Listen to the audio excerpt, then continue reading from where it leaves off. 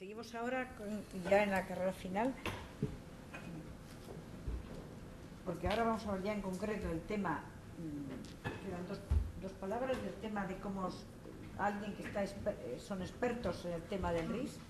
La Comisión Europea ha seleccionado a una serie de personas con gran experiencia en innovación para que ayuden a las regiones y le asesoren para elaborar cada uno su RIS. Hablará él y ahora a continuación luego Carmen, que representa, diríamos, a la sociedad más dinámica, a las entidades mediadoras, pero en primer lugar va a hablar Agustín Valentín Llagostera sobre el tema de los RIS 3. Bueno, muchísimas gracias a la Fundación por la invitación, a Cristina por la iniciativa, que yo creo que la misma iniciativa y el cómo se ha hecho en el fondo refleja el que el propio proyecto de RIS quiere, que es el que se hagan las cosas de forma distinta. Dejar esta primera idea, que se hagan las cosas de forma distinta. Me han dado 10 minutos para explicar de forma, voy a intentar ser muy práctico, de qué es lo que esto significa hoy. Es decir, qué están pasando en los distintos gobiernos regionales a fecha de hoy, distinto a cómo estaban trabajando una serie de equipos hace un año y medio.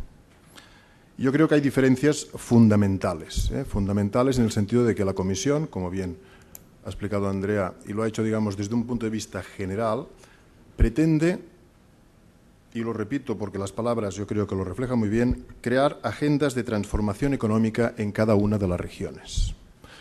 Crear una agenda de transformación económica significa crearse. En una agenda todos tenemos una serie de citas que se van cambiando en función de las distintas situaciones a las que nos vamos, de alguna forma, acercando.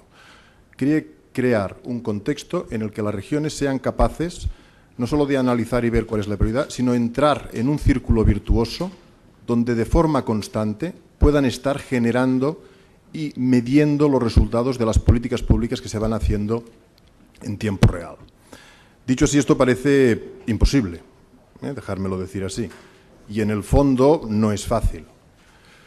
Y en el fondo es por eso que cuando la Comisión lanza esta nueva forma, digamos, de colaborar con los distintos estados y con las distintas regiones desde el punto de vista de recursos financieros y en el cómo va a llegar el dinero a los estados y a las regiones, hace algo que, y en este sentido, pues yo soy un claro ejemplo, es muy innovador. Y es que, más que expertos, soy un obrero de la innovación, y la Comisión ha enviado obreros de la innovación a todas las regiones de los distintos países de Europa para que, teniendo en cuenta que estamos delante de una condicionalidad ex ante, es decir, que se necesita que la región tenga esta estrategia RIS de la que voy a hablar a continuación, antes de que lleguen los fondos, la Comisión quiere y ha enviado una serie de gente para poder ver cómo las regiones están modificando su forma de hacer las cosas.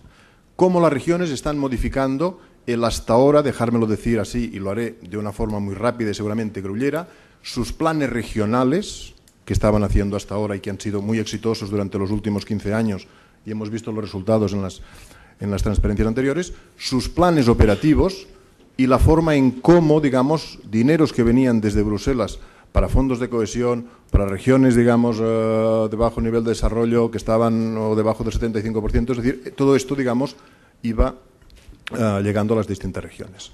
El cómo esto se ha estado haciendo hasta ahora está cambiando de forma muy importante. Y es por eso también, como se ha dicho aquí, estamos en un momento de transición, donde desde las regiones los mecanismos que tenían pues, de hacer sus planes operativos para recibir fondos pues, se tienen que modificar. De la misma forma, y lo digo desde mi punto de vista, desde el mismo Ministerio, ellos han de cambiar incluso las mecánicas y las estructuras y las rutinas que tenían pues, para continuar recibiendo, digamos, estos fondos que durante tantos años han llegado a España. Se plantea entonces desde la Unión Europea y en el marco, digamos, de este Horizonte 2020 y en el marco de un crecimiento sostenible, de un crecimiento integrador, una nueva forma. Es decir, y se les pide a las regiones pues, que hagan este famoso documento del RIS 3, esta estrategia de crecimiento o de especialización inteligente, que yo la traduzco para que nos entendamos todos como agenda de transformadora digamos, inteligente en tanto en cuanto tenga sentido en el lugar donde tiene lugar. O sea, tenga sentido en el lugar donde se tiene que desarrollar.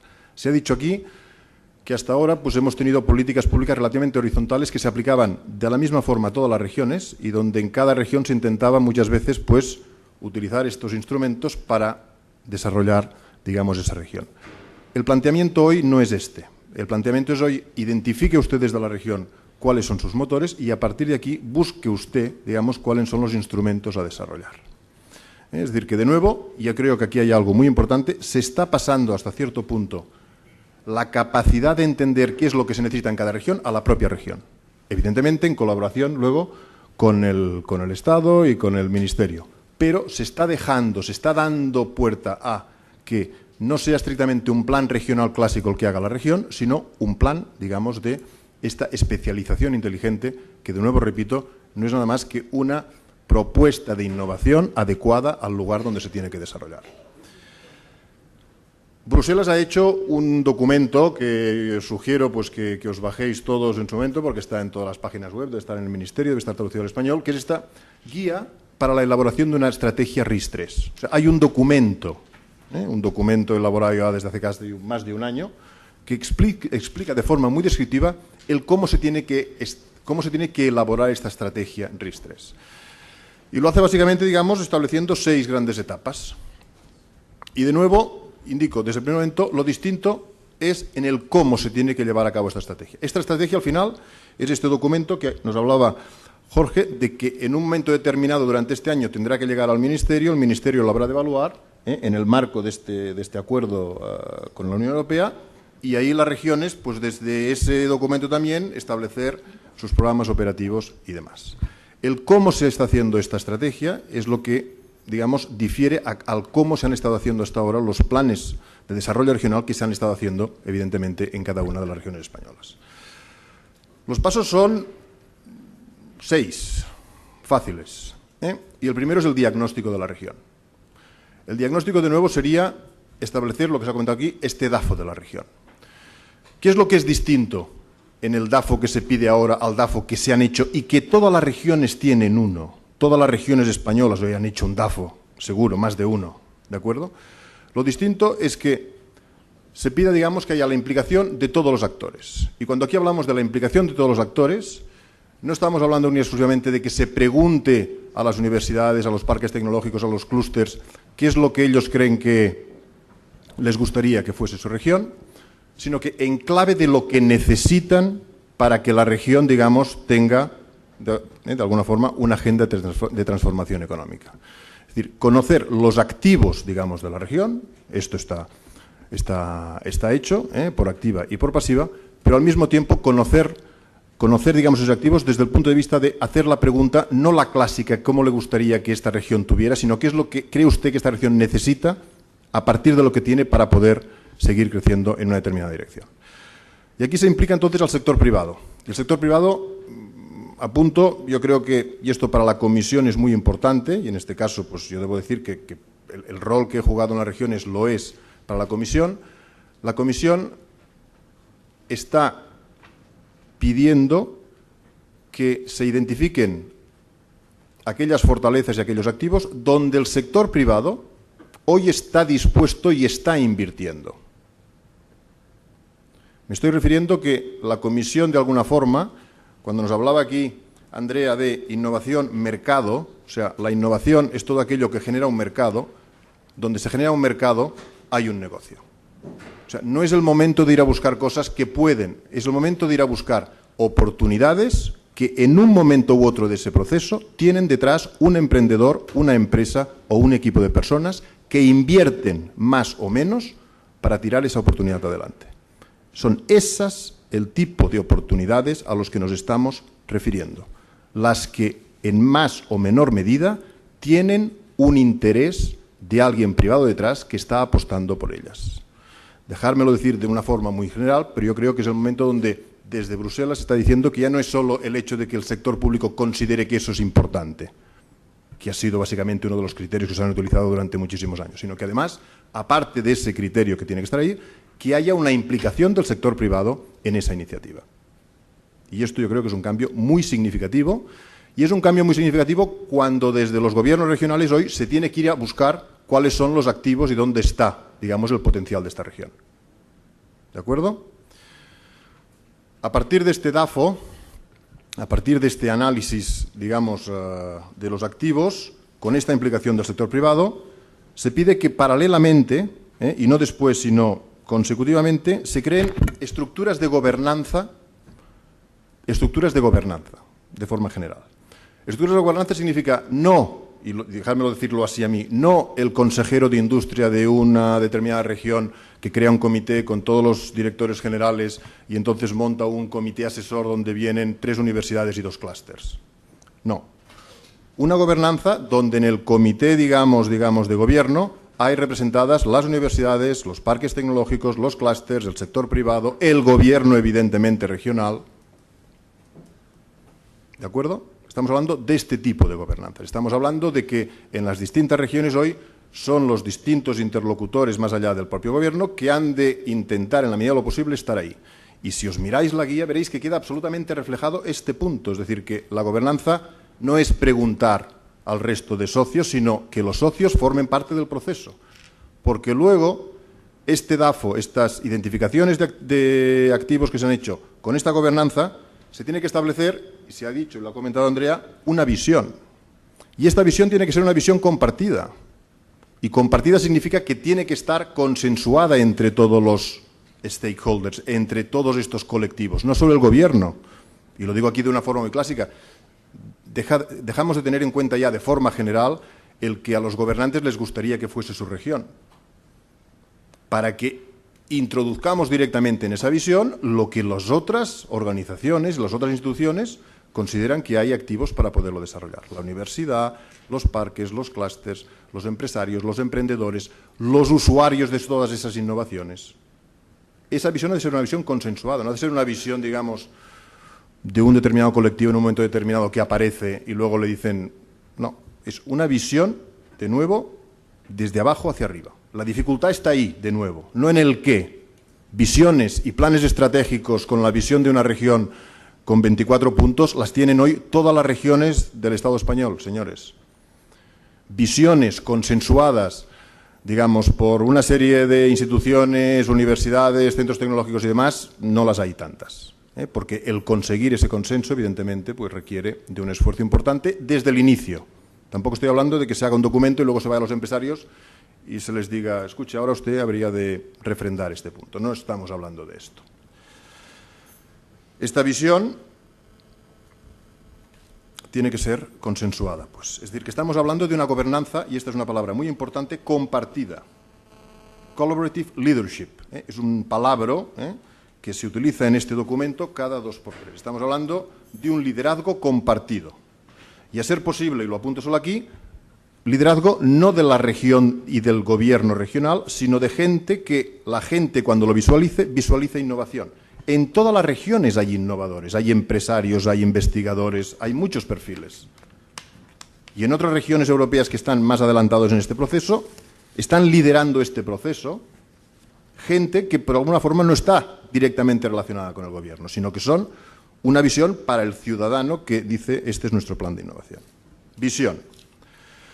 Cuarto punto, fundamental, clave, el más difícil, priorización. Priorización. Priorización significa no se puede hacer todo, se tiene que priorizar. El 20% de las prioridades, el 80% del presupuesto. Concentración. Priorización. Priorización significa, de nuevo, no políticas públicas, digamos, y utilizo la expresión de café para todos, sino saber identificar en qué cosas tenemos la capacidad de ser buenos. Utilizo aquí una metáfora que quiero que la entendáis con toda la limitación que tiene. Cuando España tiene que prepararse para ir a unas Olimpiadas, hace su programa DAFO, que es identificar a los atletas susceptibles de tener buenos resultados en las Olimpiadas. ¿De acuerdo? Evidentemente España tiene políticas de promoción del deporte, todas las necesarias a nivel local, a nivel regional, a nivel... Pero cuando hablamos de las Olimpiadas estamos hablando de identificar a aquellos atletas que con una preparación específica durante 4 años van a ir a competir. Entender un poco el RIS en este sentido, señores.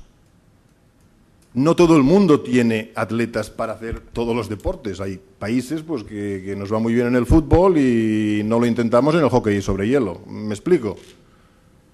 Las regiones han de hacer un esfuerzo de estas características. No se trata de enviar un atleta a todas las competiciones, se trata de identificar qué atletas con una preparación específica van a sacar buenos resultados en las próximas Olimpiadas. Desde Bruselas lo que estamos es, en el marco de un crecimiento sostenible y demás, en una competición global, señores, en una competición global. Y ahora esto es un apunte personal. A los alemanes, si nos envían dinero aquí y es porque tenemos un producto aquí que compite en Taiwán, estarán encantados. Se trata de eso. Se trata de eso. Las políticas de cohesión han existido durante mucho tiempo pues para que se acercase el nivel de renta, digamos, del ciudadano español medio al ciudadano medio, europeo. Y ya no estamos ahora. Este no es el contexto de las políticas a las que, de alguna forma, las distintas regiones pues, están hoy enfrentándose. Priorización. Y para hacer la priorización, y os lo digo porque he estado trabajando con 2 regiones, es lo más difícil porque es donde los políticos hoy tienen que mojarse. La única forma de priorizar bien es tener las evidencias de qué es y el por qué se priorizan algo. Porque se ha de poder explicar, además. Los políticos habrán de explicar por qué estamos priorizando en estas 3 actividades y estos 3 sectores y no en otras, porque no hay recursos para todo. Y se habrá de poder explicar el por qué. Y para poder priorizar se han de recoger evidencias del por qué se escoge una cosa u otra. Esto también, de nuevo, vuelve a ser algo distinto al cómo estamos haciendo o estábamos haciendo ahora o estábamos midiendo el qué hacíamos o dejábamos de hacer. Priorización. Diagnóstico, gobernanza, visión, priorización. Cuando tenemos todos estos elementos, pues bueno, hemos de empezar a poner las cosas blanco sobre negro. Hemos de hacer un policy mix, hemos de hacer una hoja de ruta. Tenemos que diseñar unas actuaciones, digamos, para conseguir unos determinados objetivos que vienen fijados por las priorizaciones que hemos hecho anteriormente. Aquí empezamos ya a trabajar ya más desde un punto de vista formal y metodológico, pero habiendo identificado una serie de cosas, el cómo se va a conseguir eso. Y para cerrar este círculo, y se ha comentado aquí, como se ha hecho anteriormente con las otras políticas, evaluación y seguimiento. Pero yo diría con 2 puntos importantes a tener en cuenta. Aquí no se va a medir tanto el que se haya realizado una determinada política en tanto en cuanto se ha gastado el dinero previsto para hacer algo, sino que se van a medir en función del impacto que tienen las medidas que se están poniendo, que se están llevando a cabo. Hemos de acostumbrarnos, y lo digo hemos en el sentido de que todos, a medir el impacto de las medidas, no el cómo se ha elaborado, digamos, o se ha realizado un determinado gasto, explicando pues que hemos hecho, y ha hecho falta, hemos montado páginas web, y hemos hecho folletos, y hemos explicado, y hemos hecho conferencias. Ahora hemos de medir el impacto de una determinada medida sobre esta transformación económica de nuestra propia región. Identificar el cómo lo vamos a medir y el cómo lo medimos no es fácil, porque además va a depender de cada una de las distintas regiones. Esta evaluación tiene un punto, yo creo, también distinto. Un minuto. Y es que la Comisión entiende que nos podemos equivocar, que las regiones, en el momento de priorizar, se pueden equivocar. Y da pie a que haya una reevaluación de estas priorizaciones y, de alguna forma, hay tiempo para volver a... ¿Entendéis? Es decir, hay un feedback, hay un aprender de lo que se está desarrollando, aprender de lo que se está haciendo para retomar de nuevo el tema. Es decir, no son objetivos de esos aquí quemados en sangre, quemados a brazo partido y que son inmutables. A ver, lo digo yo, no hay nada inmutable, señores. Y para las regiones esta agenda de transformación económica no puede ser inmutable. Al contrario, tiene que, no estoy hablando del 100%, pero puede haber un 15% que pueda estar entrando y saliendo. Para concluir, el cómo se está haciendo, el cómo se tiene que elaborar esta estrategia es absolutamente, con una metodología y una forma absolutamente distinta a cómo hasta ahora, hoy, desde las regiones se estaban desarrollando, digamos, los planes de desarrollo regional. Requiere, y con esto acabo, y lo diría por mi propia experiencia, mucha generosidad por parte de todos los interlocutores a estar dispuestos a sentarse, a ver muchos de los estudios que se tienen muchísimos, y a pensar. Sobre todo yo creo que es un momento para pensar en qué es lo que puede funcionar en cada una de las distintas regiones a partir de sus propios actores locales. Gracias.